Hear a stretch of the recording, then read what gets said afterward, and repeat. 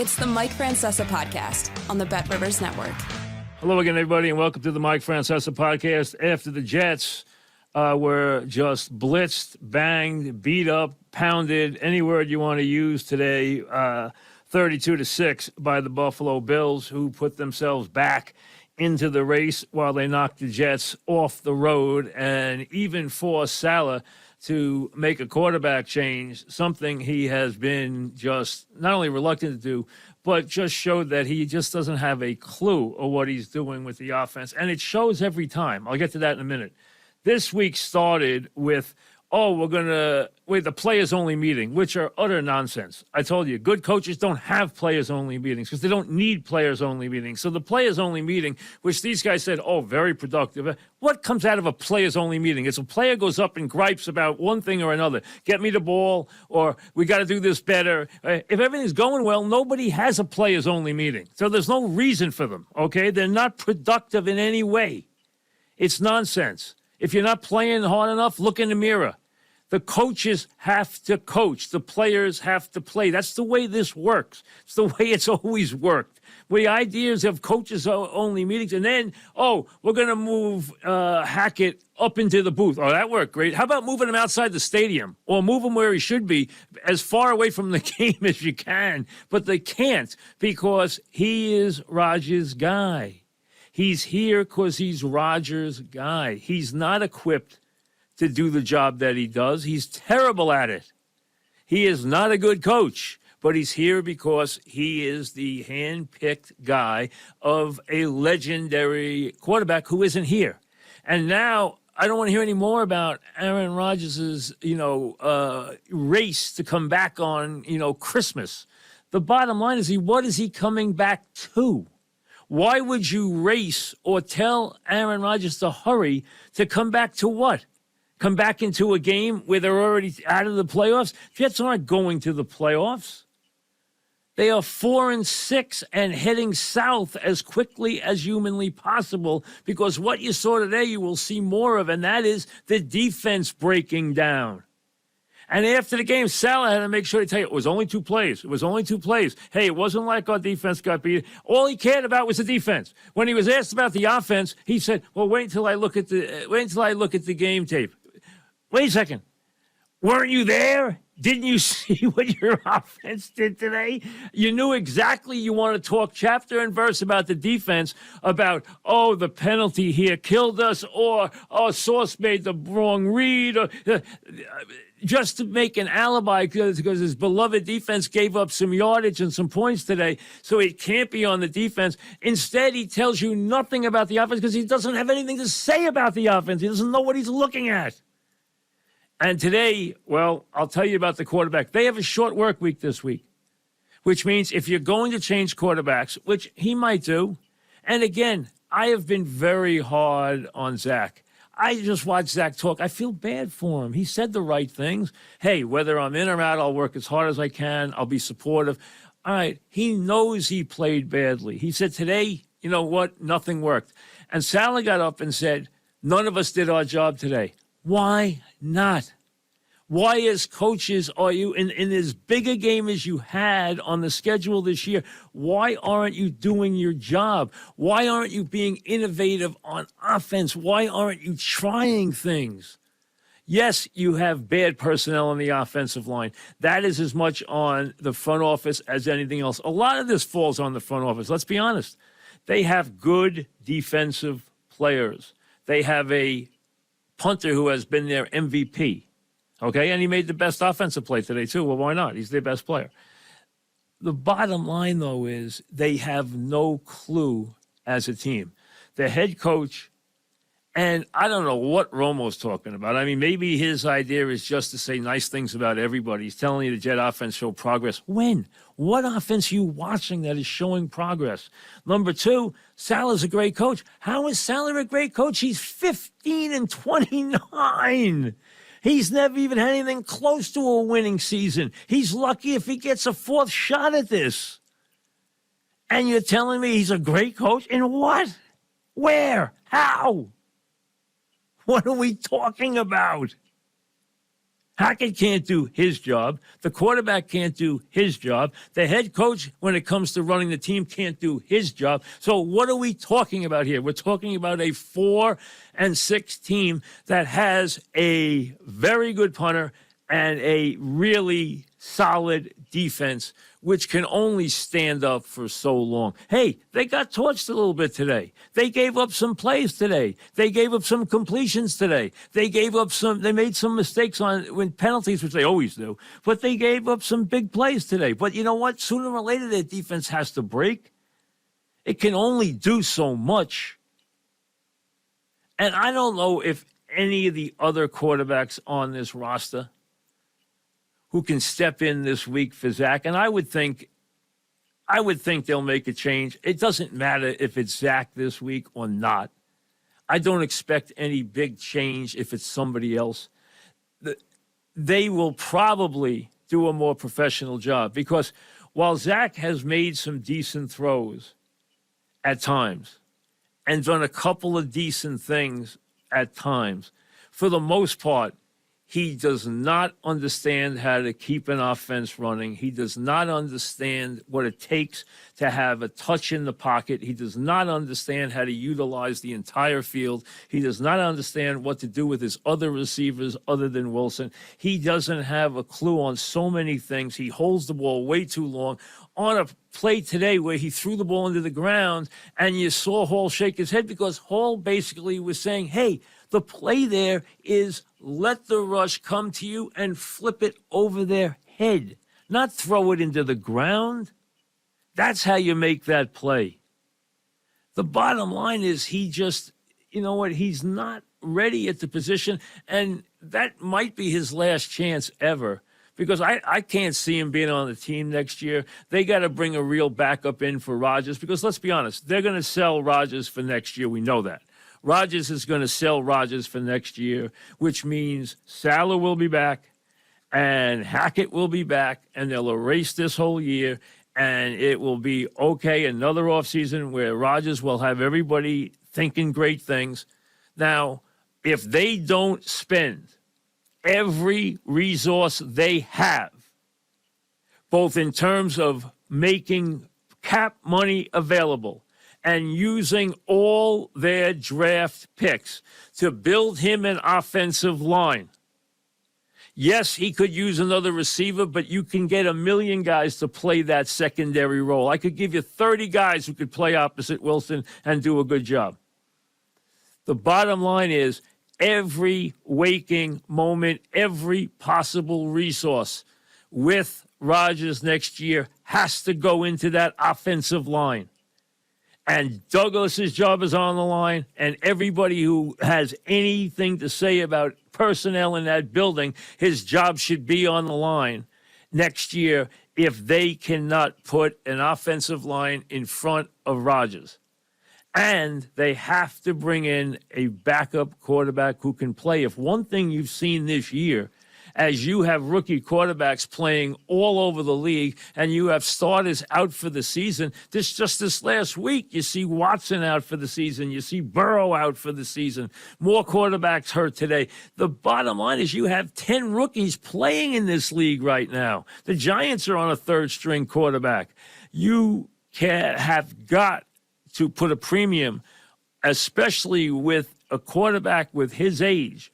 You have got to put a premium on, and with that defense, their window is closing on that team because some of those guys are going to want to get paid. Some of those guys are going to be on other contracts, and they're going to be going elsewhere.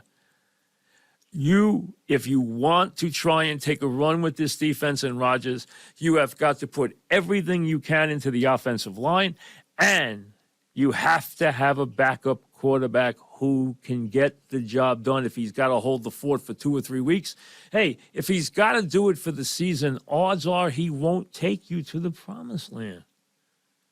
That's all there is to it. Because he's going to run into a good team in the playoffs with a great quarterback. And those are the teams that go to the Super Bowl. But you have to have a guy who can hold the fort for 2 or 3, maybe even 4 weeks, and get you 2-2. And they don't have a guy right now, and I haven't seen enough of Boyle to make any decisions about him at all. But I didn't take what we saw tonight as fair. He sat on the bench cold into the fourth quarter. He came into a game that was 29-6. Everyone around him is already is looking at the clock and want to go home. He gets sucked into an interception on a fourth down play. I don't want to make a big deal about that. I'd like to see him play a game or two, and then I could get a better feel. I don't know if he starts this week or not. I got a feeling Zach doesn't start now that he's been pulled. I had a feeling that they'll start somebody else against Fish. But let's be honest. There's not a lot left to this season. They don't have the offensive line or the quarterback play to win enough games. And in the AFC, the way it's shaken out now, you are going to have to be a couple of games over 500 and have some tiebreakers to get to the postseason. There's going to be a logjam there. That's all there is to it. I mean, just look at the numbers. Just look at what's there. And right now, that's not the case. The Jets right now are behind two teams in their own division. And behind them significantly. So this is not forget right now about the postseason and keeping, things warm for Aaron Rodgers this year. That's a pipe dream. And maybe it ends for good next Friday against the Fish in the Black Friday game, or maybe it doesn't. We'll see. We'll talk about that when it happens. And right now, just looking at Saleh's body language, if nothing else, just a gut feeling, I think he will make a quarterback change. And I don't think it will be a big issue one way or the other. But I do think that he will just make one. Because I think now to go back to him after you pulled him is just going to be tricky for the team. Not so much for him. I don't think it would affect him a lot. I don't think it affects Zach a lot. I think the team, especially the defense, but I think the team wants to see a change, just to see if there's something out there that will work. But let's be honest. It's the same old story, game after game after game. The only thing that happened today was the other team made some big plays in the second half. They made a 28-yard touchdown on fourth down. They hit a 80-yard touchdown. So they made a couple of big plays on offense against a defense that doesn't give up a whole lot of touchdowns. It happens. All right. Was Allen a little different today? Yeah. I mean, let's be honest. They made the change at offensive coordinator. And Dorsey, it wasn't his fault that he got fired. And even give Allen credit for even stating that. He did state that it was his fault and that he had turned the ball over. But today, they clearly, with Brady now the offensive coordinator, they clearly said to Zach, listen, two things. One, you don't have to play superhero quarterback and try to make every single play and squeeze every ounce out of every play. If a play's covered, give up on it. Don't throw the pick. Get to the next down. An incompletion works for us. Okay? Don't throw the ball into harm's way just because you want to try and make the play and extend the play. He didn't play Allen as everything today as much as he does. And also, they clearly look to get the ball to other people and away from Diggs and trying to force feed Diggs as Allen has done so much in the past. And I don't think that's going to sit with Diggs real well. But Kincaid, he's going to get his 6-7 catches every week because he loves to throw the ball to the tight end now. And Kincaid's going to be that type of tight end. He's going to catch a lot of balls. And obviously, Shakur made 3 for 115, and Johnson had a couple of big plays, including the touchdown. So other guys made some plays today. They got 70 yards rushing out of Cook. So they had some other people making plays. And I think that's how they want to utilize their offense. But this isn't about Buffalo. That's just what the Jets face today. But the Jet offense was as anemic and as bad and as just, non-competitive as it always is. The same way it always is. And the only time it gets a score is off a fake punt and a couple of big penalties, including a legitimate roughing the passer. That was a legitimate call. But that's the way they get a touchdown. And they have to be far more creative and far more imaginative. And maybe with a different quarterback, they can give him more on his plate that he can handle, and he can keep them on schedule. Let's see if that happens. That's why I think they will make a change. But let's be honest. This is on the head coach. This is on the offensive coordinator. And, it's on fate because they were not prepared for the inevitable, which was Rodgers going down. I mean, they put all their eggs in one basket, and they didn't prepare. The thing they didn't do, and none of us expected him to get hurt that early. None of us. But here's the thing. I told you two things scared me about the Jets in this wonderful season that we were all so excited about. The first was I said I don't believe that their coaching staff's any good. And the second was that the offensive line scared the heck out of me. And I think they both have shown up to be the problems that I thought they were. Saleh's got a long way to go to prove to me or anybody else that he's a legitimate head coach. He's a defensive coordinator. There's no question about that. He'll get a job doing that tomorrow.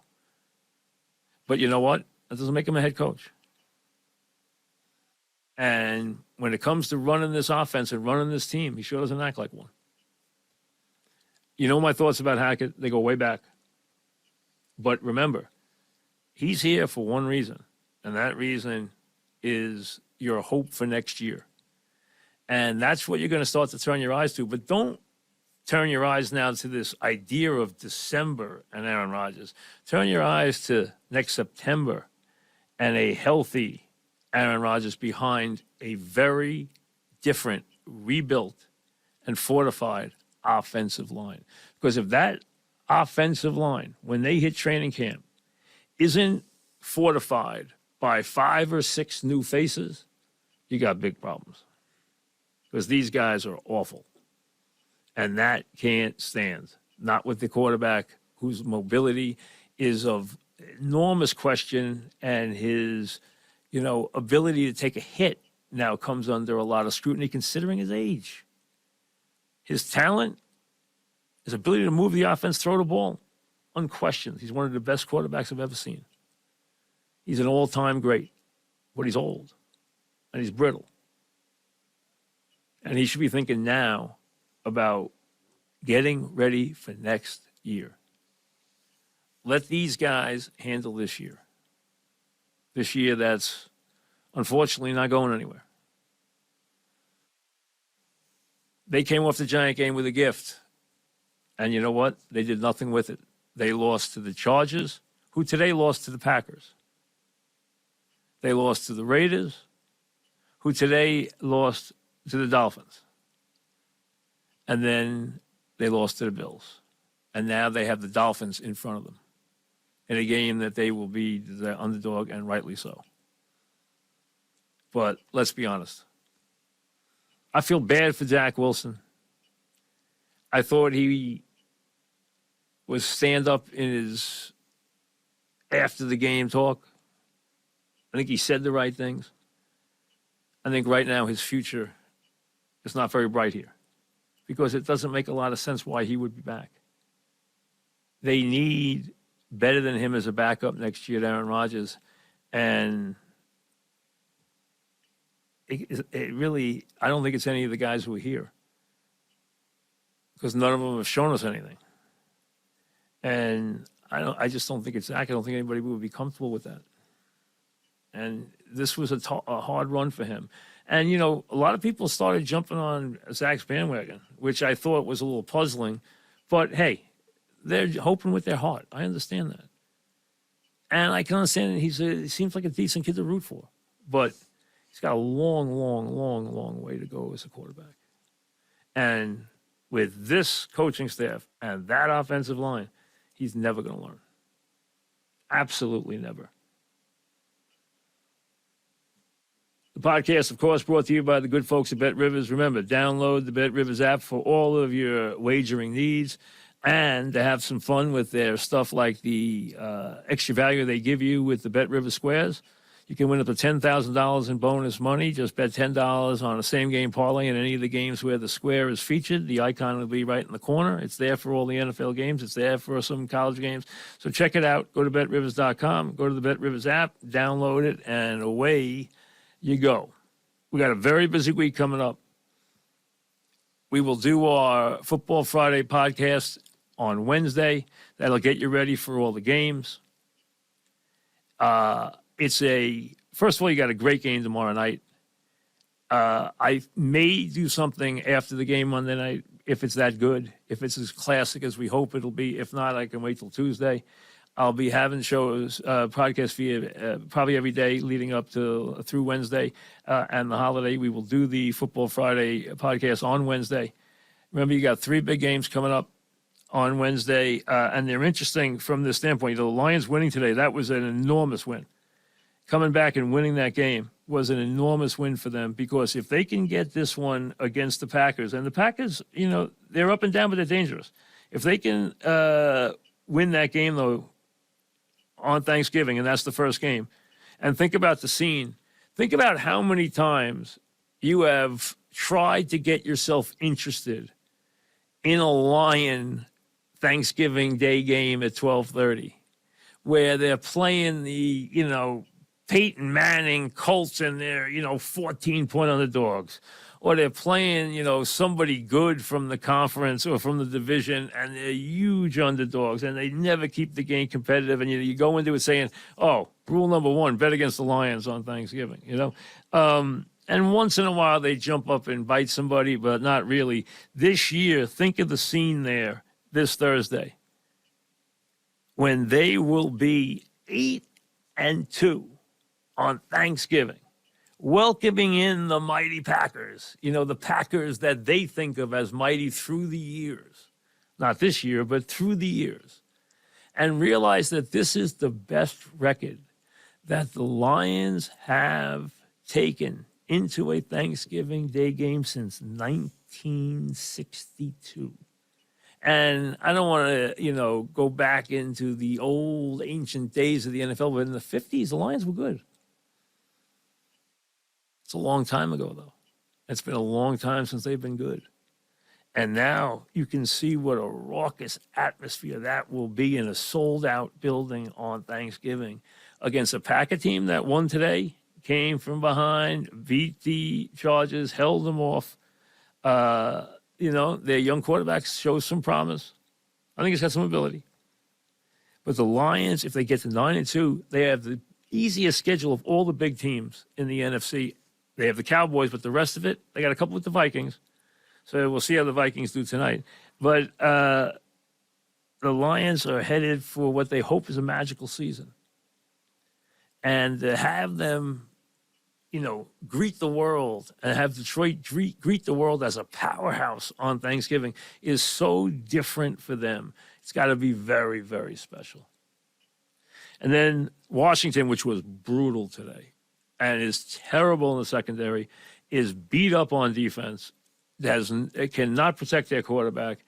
And I understand that matchup with Dallas doesn't look pretty, and it probably won't be, and that line will probably soar each day towards Thanksgiving. But, hey, it's the Cowboys. It's tradition, and many of us have eaten many a Thanksgiving meal with the Cowboys on. And then Niners and Seahawks, and the Seahawks lost a tough one. Give Geno Smith credit. He left the game with an elbow injury after they had already lost 2 or 3 key guys, including their best running back. And he came back and he drove them to where they could try a 55-yarder after the Rams had taken the lead, and they missed it. So they fell to 6-4. The Niners bombed the Bucs today. They're 7-3. But that game's an interesting game in the third game. And then for the first time ever, a Black Friday game, as the NFL, as I've told you, has decided to grab every inch of every bit of the landscape of the NFL as far as television goes and scheduling. They now play a game at 3 o'clock in the afternoon, Dolphins, Jets, 3 o'clock on Black Friday in the afternoon, which will be a very well-appointed game. There'll be a lot of people watching that game. And then you don't have great, Sunday games, but you got one that's fun. 4:30, Bills and Eagles. Eagles coming off, they have 5 games in a row that are unbelievable. And Eagles coming off, obviously, the Monday night with the Chiefs tomorrow. And then the Bears and Vikings on Monday night, Ravens and Chargers on Sunday night. But the Bills and Eagles will be the highlight of Sunday. But Thanksgiving, the games are going to be fun. And the Lions are going to be a very different thing than we've envisioned or seen in the past, with that place going nuts for that 8-2 Lion team, which came from way back today. They hadn't struggled offensively a lot this year. They made a lot of mistakes. They threw a lot of picks today, which they hadn't done. But they came back and beat the Bears. They weren't very good, but they beat the Bears and went 8-2. And they have a chance. I would say right now, you can lock it up. They will not be worse than the 2 seed, and they could be the 1 seed if the Eagles falter. They really could, because they have a very good schedule the rest of the way. For the Jets, the Friday game with the Dolphins, before we speak about anything else. After that, you know what?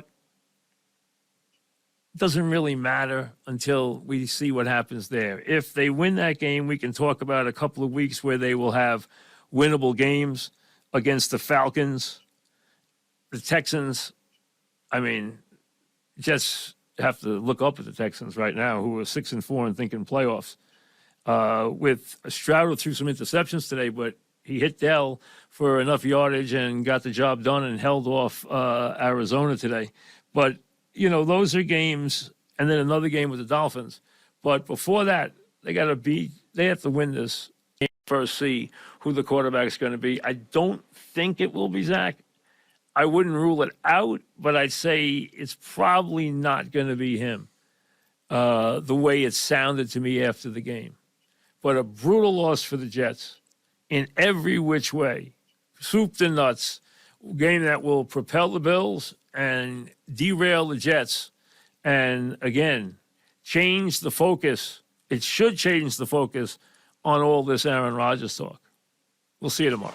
Thanks for listening to the Mike Francesa Podcast on the Bet Rivers Network.